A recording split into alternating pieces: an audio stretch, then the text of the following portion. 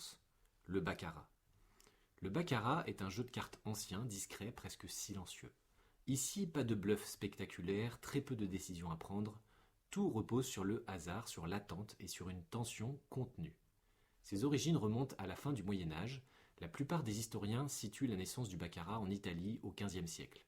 Son nom viendrait du mot italien baccara qui signifie zéro, en référence aux cartes de valeur 10 et aux figures qui ne comptent pour rien dans le calcul des points.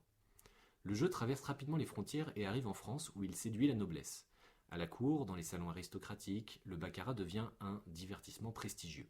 On y joue lentement, selon des règles très codifiées. Ce n'est pas un jeu de foule, mais un jeu d'élite. Pendant plusieurs siècles, le baccarat reste associé au pouvoir et à l'argent.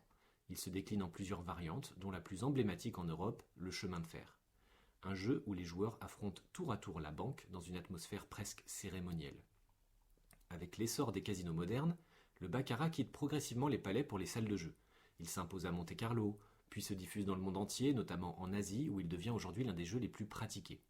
C'est cette image feutrée et dangereuse qui va marquer la culture populaire. Dans le roman Casino Royale, publié en 1953, James Bond joue au baccarat. À l'époque, ce choix est évident. Le baccarat est alors le jeu de casino par excellence, celui des grandes fortunes, du sang-froid absolu et du contrôle de soi. C'est le jeu naturel d'un espion évoluant dans des cercles plus fermés.